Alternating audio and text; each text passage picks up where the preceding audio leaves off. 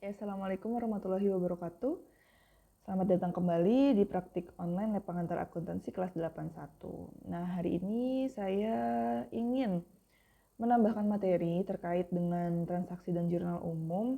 Karena dari beberapa tugas yang sudah disubmit ke saya, kemudian saya nilai dan saya berikan feedback, ada beberapa kesalahan yang sama yang dilakukan oleh saudara mahasiswa sekalian. Jadi ini untuk dapat membantu penjelasan mungkin ya, karena sepertinya memang tidak dijelaskan secara langsung di materi inisiasi dan juga materi PPT. Jadi agar lebih jelas saja saya berikan penjelasan. Oke, kita lihat terlebih dahulu di tugas pertama, yaitu di sini diberikan transaksi usaha yang dilakukan oleh Ahmad Property sepanjang Januari 2022. Nah, di sini kita bisa lihat ya, ada cukup banyak transaksi yang terjadi di bulan Januari. Nah, kita tahu bahwa sebuah perusahaan itu pasti memiliki banyak transaksi ya. Tidak hanya satu atau dua, bisa puluhan, ratusan, bahkan ribuan di sebuah perusahaan yang nyata gitu ya. Nah, di dalam soal ini tidak menutup kemungkinan bahwa di satu tanggal itu akan terjadi dua transaksi atau lebih gitu ya. Nah, bisa kita lihat di sini yang pertama, di tanggal 1 Januari di sini ada tanggal 1 double ya. Nah, itu bukan kesalahan ketik atau salah soal ya, tapi memang terjadi dua transaksi di dalam satu tanggal, yaitu tanggal 1 Januari. Nah, dan kedua transaksi ini harus dimasukkan semua atau dicatat semua ke dalam jurnal umum. Kenapa? Karena jika ada satu transaksi yang tidak dicatat ke dalam jurnal umum, itu akan merugikan perusahaan. Misalkan saja ada pengeluaran kas tapi tidak kita catat. Nah, nantinya itu akan membuat saldo kita tidak sesuai dengan saldo real yang ada di dalam perusahaan. Nah, jadi di sini dua-duanya harus kita catat ya. Kemudian untuk step kita menjurnal itu setelah kita tahu transaksi semuanya, kita coba identifikasi transaksi tersebut secara satu persatu. Kita mulai dari tanggal 1 Januari yang pertama ya. Ini di sini saya ambil dari jawaban salah satu saudara mahasiswa. Kita lihat aset-aset diterima Ahmad Property berupa kas 20 juta, piutang usaha 5 juta, perlengkapan 2 juta, dan peralatan kantor 13.500.000. Nah, di sini sudah enak ya sebenarnya ya, karena sudah di-mention nih akun-akun apa saja yang terdampak, yaitu kas, piutang usaha, perlengkapan, dan juga peralatan kantor. Tapi sebelum kita memasukkan ke dalam jurnal umum, kita cek terlebih dahulu chart of account yang dimiliki oleh Ahmad Property. Nah, apakah sama dengan yang sudah disebutkan di atas? Nah, ternyata kita lihat dulu. Di sini ada kas, kemudian piutang usaha, perlengkapan, dan juga peralatan kantor. Oh, berarti memang namanya sudah sesuai ya. Langsung saja kita masukkan nih ke dalam jurnal umum. Tapi agar kita tahu dia saldo normalnya di sebelah mana, kita harus mengidentifikasinya dulu. Saldo-saldo akun-akun tersebut adalah merupakan bagian dari apa gitu ya. Nah, karena di sini sudah tercatat ya di sini kas, kemudian piutang usaha, kemudian perlengkapan dan juga peralatan kantor berada di sisi aktiva ya bagian dari aktiva, lancar maupun tetap. Berarti kita tinggal masukkan saja persamaan akuntansinya, yaitu aset sama dengan liabilitas plus ekuitas. Nah, itu menandakan bahwa aset atau aktiva itu berada di sebelah kiri. Nah, sebelah kiri itu kita tahu adalah sebelah debit. Berarti untuk akun kas, piutang usaha, perlengkapan, peralatan kantor itu saldo normalnya ketika bertambah, kita masukkan nominalnya di dalam debit. Nah, kita tulis di kolom nama akun, tidak menjorok ya, dia mepet kiri. Kas, piutang usaha, perlengkapan, peralatan kantor, dan nominalnya di kolom sebelah debit. Biar kelihatan ya. Ini. Sebelah sini tidak dijorokin dan di sebelah kolom debit. Oke, kemudian kita cari akun lawannya ya, karena kan harus kalau ada di debit tawarnya ada di kredit gitu ya. Nah, karena ini adalah modal setor awal ya, aset-aset diterima pertama kali oleh Ahmad Property, berarti ini adalah modal awal Ahmad Property. Nah, kita cek kembali, di sini kan ada nih chart of account modal.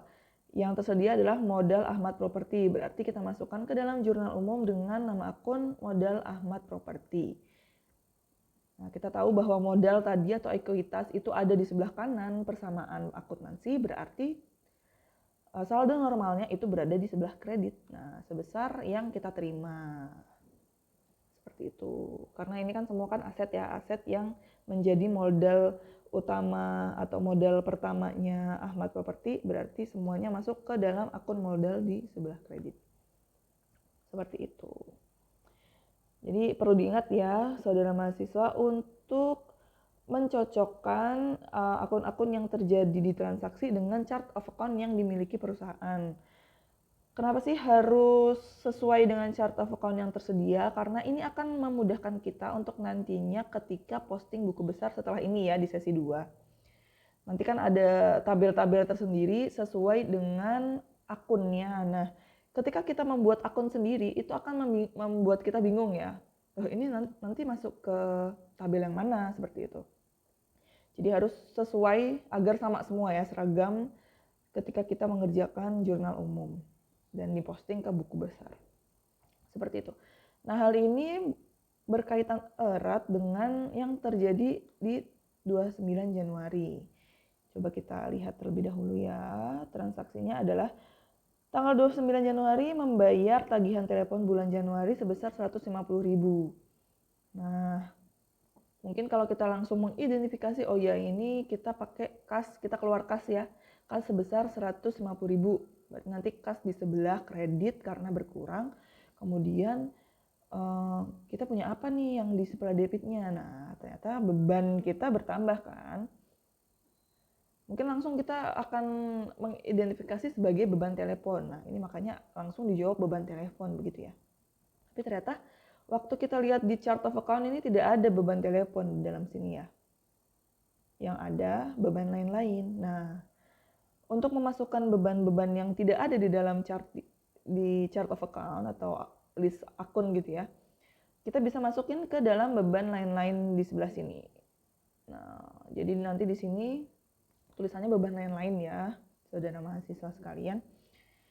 Nah, untuk mempermudah kita, untuk agar kita ingat ya dalam pengecekan, kita bisa menambahkan keterangan di setelahnya. Jadi nanti beban lain-lain ditulis ini ya, beban lain-lain dalam kurung apa? Nah, dalam hal ini telepon kan. Nah, tulis telepon di sini terus tutup kurung. Biasanya yang masuk ke beban lain-lain itu bisa ditambahkan keterangan seperti telepon, habis itu listrik, kemudian air, seperti itu ya. Nah, ini baru nanti bisa kita gampang ya dalam posting buku besarnya. Kemudian hal yang juga penting tapi dilewatkan adalah ini, pengisian akun kolom referensi ya. Nah, di dalam jurnal umum akun kolom referensi itu akan diisi dengan nomor akun yang ada di dalam chart of account. Nah, bisa diperhatikan di sini sebelah kas di depannya itu ada chart ada nomor akun nomor 11. Nah, ini kita masukkan ke dalam kolom referensi di dalam jurnal umum nomor 11 seperti itu. Gunanya apa? Gunanya untuk sekali lagi mempermudah kita sebagai user yang mengerjakan ya, untuk nantinya saat posting buku besar. Jadi kan nanti kan ada tabel sendiri-sendiri ya, saudara mahasiswa. Tabel kas sendiri, kemudian tabel piutang usaha sendiri, kemudian tabel perlengkapan sendiri. Nah, itu agar lebih mudah kita mencarinya melalui nomor referensi atau nomor akun. Karena kan, nah itu tadi ada yang beban lain-lain tapi terus ada dalam kurung telepon. Nah, kalau kita langsung mencarinya beban lain-lain tapi itu ada tambahannya, itu kan berbeda. Padahal sama di nomor akun 59. Jadi mungkin lebih mudah lagi jika kita mencarinya berdasarkan nomor akunnya.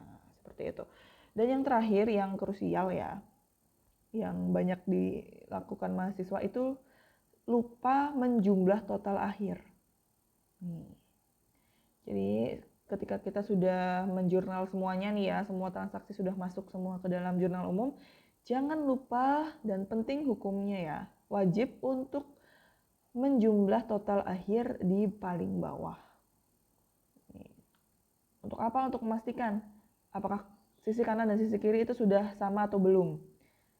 Setidaknya jika sudah sama ya, kiri kanan, itu berarti kita sudah benar ya dalam memasukkan akun-akunnya di sebelah kiri, sebelah kanan. Walaupun bisa saja sudah sudah imbang tetapi masih salah, itu bisa karena tadi ada satu mahasiswa yang kurang memasukkan transaksi. Satu transaksi itu ada tanggal 1 tuh kan ada 2. Nah, dia baru memasukkan 1. Nah, itu ternyata tetap sama, tetap imbang kanan kirinya, tapi jumlahnya beda karena kurang satu transaksi, seperti itu. Ya, untuk pentotalan itu bisa dilakukan di akhir saja, tidak harus di setiap ganti halaman itu di atasnya disertakan saldo sebelumnya, itu tidak harus. Karena untuk format umum di perusahaan itu total memang hanya di bawah saja. Tapi kalau misalnya untuk mempermudah kita agar tidak bolak-balik lembar kerja mungkin ya, itu bisa kita tambahkan, tapi cukup catatan saja sendiri, untuk catatan sendiri, bukan untuk di dalam kolom sini ya. Begitu, seperti itu. Kemudian itu ya yang saya catat sebagai kesalahan umum di tugas pertama ini.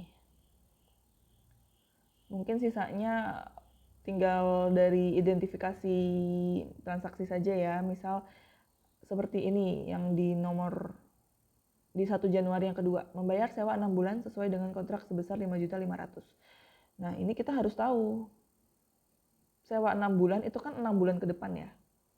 Sedangkan waktu kita menjurnal itu kita belum terbebani oleh biaya sewa tersebut. Jadi kita harus tahu nih, kapan itu jadi beban, kapan itu belum jadi beban. Nah, ini pintar-pintarnya kita untuk mengidentifikasi transaksi yang ada di dalam perusahaan. Jangan sampai salah ya, karena kalau salah ya nanti itu akan berpengaruh ya, pasti berpengaruh ke dalam perusahaan. Mungkin seperti itu yang dapat saya sampaikan ya. Untuk pertanyaan misalnya nanti ada yang masih belum dipahami atau masih bingung atau malah tambah bingung, saudara mahasiswa sekalian bisa langsung chat saya di e-learning atau langsung email aja, nggak apa-apa. Email bisa ke yang Outlook, bisa juga yang Gmail, insya Allah saya balas semuanya.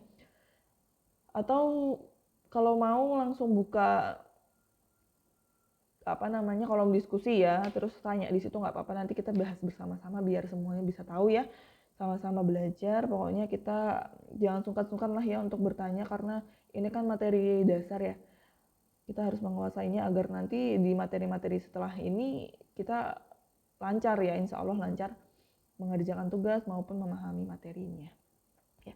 Mungkin segitu dulu yang bisa saya sampaikan.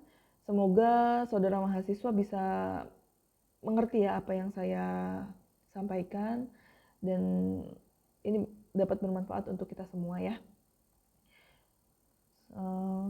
Oke, segitu dulu.